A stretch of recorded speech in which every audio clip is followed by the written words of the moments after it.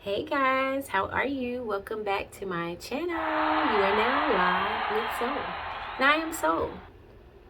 So it's doing hair today. Today is hair day and it's also a video day. So we're doing 2 in 1. Got the conditioner sitting and I'm going to try this new product. Y'all found this on TikTok. TikTok made me do it. It's called Curl Days. You guys can see it. Yeah, so we're gonna go with that. TikTok is where I saw it. Saw it on TikTok. So this guy had hair kind of like mine, just really coily. If you guys can see that, really coily. Got the conditioner sitting. His hair was really coily, and he put this this creamy crack stuff on it. And then he also had a gel. I've tried it. I tried it with dry hair, and my hair was not shampooed. So I'm shampooing and conditioning it now. I will not do it on video for you guys because if it don't look right, and this is yes, on video, and you can share it, and you're gonna share me looking crazy. I don't want that. So I'll tell you the results later. But Curl Days, so I've been reading a lot of reviews about Curl Days, and I'm mixed when it comes to the reviews. Like I said, I tried it once already and it was so we're gonna try it again with nicely fresh washed, conditioned, and detangled hair. Enough of that. So thank you guys for liking, subscribing, commenting, and sharing my videos. I greatly appreciate it. This is like therapy for me. It's been healing for me to open up and to share things that I wouldn't normally share. So thank God for social media, and thank God for me just releasing that fear. It's my right now. I'm gonna take my bow now. So I've been holding on to this topic, and I've been waiting on a good time to address it or to bring it up or to talk about it. I've hinted on it, but I never really went into depth. So drum roll. We're going to talk about it. We're going to talk about it because I have been praying about it, and it's something that's realistic. It's something that's real. It's in real time. And it past time, it's a lot to do with everything. So October, here we are. So I'm going to tell you guys a little bit about my journey as why I'm here. What happened to you, soul? What's going on? We get a lot of people saying that, like, I don't know what you're going through, but I'm praying for you, and I thank you for the prayers. I'm just going through just like anybody else. They got a storm, and in your storm, you're trying to figure it out. And yes, in this storm, and I've had plenty of storms before, but this storm, it's a little differently. So I'm grateful to share with you guys. So my storm started October the 18th. October the 18th, I live in Ohio, but I travel for work. So I was at work in Milwaukee, Wisconsin. And being at work, I work overnight. So it's not that many staff, it's not that many store management, blah, blah, blah.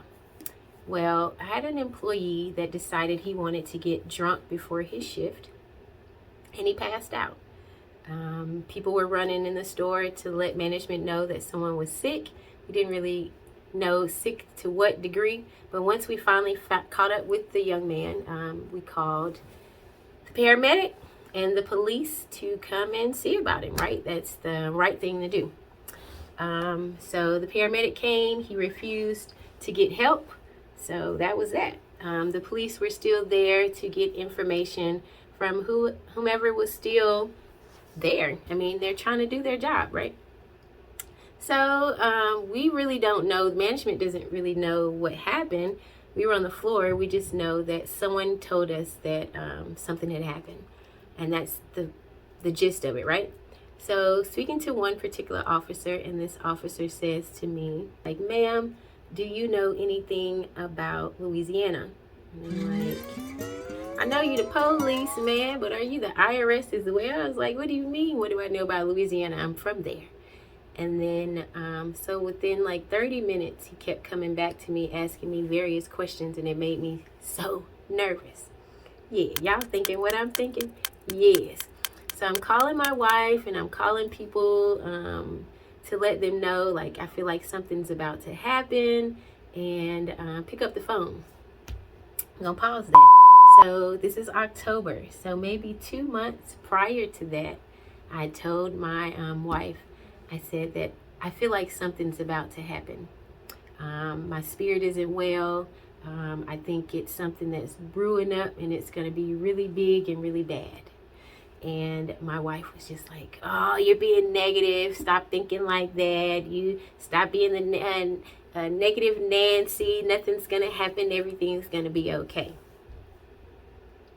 All right. So here we are in October. And I get, once the police and stuff come back to me and ask me all these questions, and they said that he'd have to place me under arrest.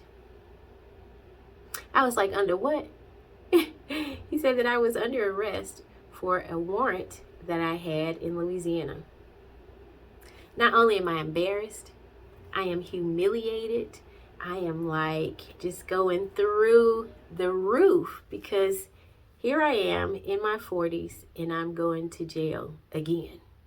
I've done things in my 20s that I knew I needed to go to jail for. Come and get me. I have not done anything. So now it's like the emotions are all over the place again. I am on 20, trying to figure out, just like, Lord, how did we get here? So in that sentence, you're under arrest, my world was in my hands. So they said it was from a car that I purchased in Louisiana. So I ended up spending 18 hours in jail and they released me. So I'm like, oh my gosh, is it over? Can I go now? And they just said that the statute of the warrant was too minute for them, that I still had an active warrant. Good luck. I'm like, dang on it. I work in Milwaukee. I live in Ohio. Both of these places are completely new to me. I don't know nothing about the system, and they're telling me good luck. Oh my God. So, okay, I know that I'm out, so I can go back to work, right? I go to work the next day to try to come back to work, and my supervisor is like, psh, hold up, stop, this ain't gonna work. Do it over again. Mind you, I have been complaining about my workers, my co-workers with ethics, because they don't like my kind over there. They don't like my kind over there. So I was the only kind over there. And yeah, they made it a little rough for me, if you dig what I'm saying. So yeah, I'd already had a case going with my job against my my co-workers and my superior because of this issue. And now here I am needing to come to work. Epic fail. I guess that was my supervisor's way of saying, ha ha, got him, you ain't coming back up in here. So I got placed on unpaid leave. That was in October, so that I can clear up this situation, right? So hired a lawyer. The same day that I was incarcerated, my wife called and got a lawyer. And the lawyer, he just wanted some money. I think that's just what that was. He was just, maybe he was a little low on funds, or he had a bill that was due or something, because bro just took my money and ran with it. And this was October. He sent me an email in November and said that the case would be closed, and that this was for Thanksgiving, right? The week before Thanksgiving. He said that my case would be closed and I would be returning back to work. It's March.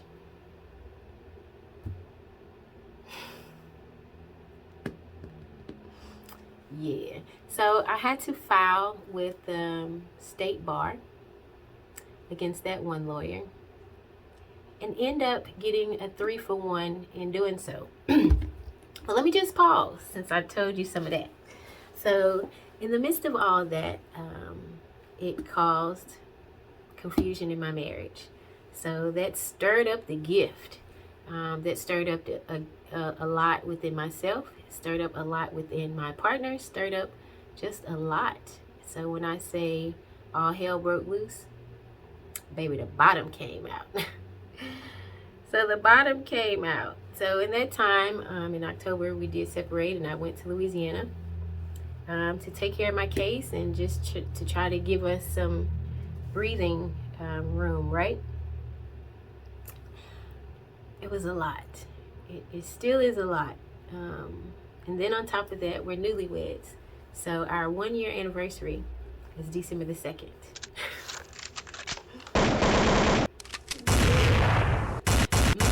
You felt that too. Yeah, so going back. So so I have this case, and I have a hired lawyer, and my lawyer just took my money. So now I have to file with the Louisiana State Board, and I'm still unemployed. So I had to pay this lawyer with no money. Thank God for 401k and my savings account. I completely depleted my savings account. You know, people say you got to have something stashed on the side because you never know what's going to happen. I did. So I had to pull out you never know what's going to happen. So I don't have you never know what's going to happen ×2 backup. So yeah, so I ended up broke, completely broke. And I know some people say, you're not broke, you're financially challenged. Well, baby, listen.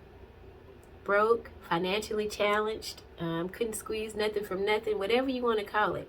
That's what I had. I got 3 accounts, and they were all in the negative. By the time I withdrew everything to pay for the lawyer, had to feed myself while I was away, I had to pay my cell phone bill, had to do all kind of stuff. So in the midst of that, I still have an LLC, so I tried to not be so hungry and use my LLC while I was away to hustle some money and do little side jobs and stuff like that. I still did that. But y'all, I was like very in prayer about my relationship and my situation. So in December, my wife and I got back together to work on things, and the storm just didn't leave. The storm didn't leave because we did not understand the storm yet. Well, at least I did not understand the storm yet. So now I am understanding the storm, right? So in this time that I am down, I'm doing a lot of praying, a lot of soul searching, a lot of meditating, a lot of reading, just a lot of just doing a lot of things that I wouldn't do normally. Let's just be honest. I mean, when you're in a storm, you're not praying 24/7, 7 days a week, all the time. We're praying, but we're not in prayer like we're in battle. Get what I'm saying? So I got my vest on, I got my plate on, like God say, nook, and I'm bucking. So the storm, trying to understand the storm that I'm in, and I think I shared this on the last video, that this storm was not my fault. This storm was, and still is a test of my faith. This storm is a test because of things that I pray for. This storm is a test because I talked to God and asked Him for specifics. This storm is a test of my character. This storm is just a test of my soul, just me. Not just me, my partner as well, but I could just speak on me. But this storm was a test. So I'm still in the middle of the storm. So now I have this lawyer, and he's not working my case. The Louisiana State Board is now working my case, so that the case is a closed case. I went through all of that, something like that was major. I went through all of that for God to, for God just to hear me say, Lord, I surrender. Like, God will go through all that and will move mountains just for you to say, I love you, Lord. I surrender. I'm all that. I give my all to you. God went through all that to grab me, for me to say, you got it. I'm still learning little by little, but I'll tell you this. I feel I have a little bit more peace and knowing about my storm. And I'm even able to share this story with you guys that happened that's still so fresh, but it's changed. It's changed the way I see things. It's changed the way I think. It's changing the way I pray. It's changing the way I talk. I mean, a lot of stuff is happening. I went to church for the first time, y'all, in years. I have not been to church in years, before the pandemic. And I have not gone to church in Ohio. But I went to church in Ohio for the first time. And I didn't know what time church started. It was a church across the street. Because, I had to walk across the street. And I didn't know the time service started. I'm assuming all churches start at 11 o'clock. Boop got me. I got there at 10:30. I was on time for no time. Church started at 9:30. So doing something different, something that I have not done. I'm doing a lot of that because I'm expecting God to move on my behalf. And this storm, listen, I'm still in it, but I tell you one thing, I cannot wait to get over it. I'm not rushing it. I mean, I'm rushing the pain. I'm not rushing the lessons, because when I come out of this, when I tell you, what strength, what storm, what battle, I'm going to be ready at all times, at all costs. I mean, so yes, God prepared me. He gave me a sign. He gave me a warning to let me know that he was coming. I did not fully prepare myself for his coming. Now that he is here, I am woe is me, Lord. And in the midst of the woe is me, Lord, he loves me. He loves me so much that he still gives me a little milk and honey. I'm still able to produce the social media, give you content, and do my hair, and brush my teeth, and wash my face, and put on clothes, and just feel good about the day. He's still giving me milk and honey, and I'm grateful. I'm so grateful. So to you that's in your storm, call that thing out. I said it before. Call that thing out. And for you that's wrestling with the truth, tell it. Free yourself. Freedom is so sweet. Free yourself of every shackle, every bondage that was placed on you. I rebuke the assignment to continue to hold you in bondage. I rebuke the assignment to continue to hold me in bondage. I rebuke the assignment to continue to keep you down and not speak your truth and not own your truth. And I rebuke the assignment of you not being able to heal as well as me. I rebuke the assignment that we're not able to be at peace with ourselves. I rebuke the assignment that we are not able to be at peace with our loved ones. I love y'all. I gotta go do my hair. I gotta go do my hair. So tap back in, and I'm gonna let y'all see these lock of nations right here. You're live with Soul, Afro Soul. Oh, oh, oh.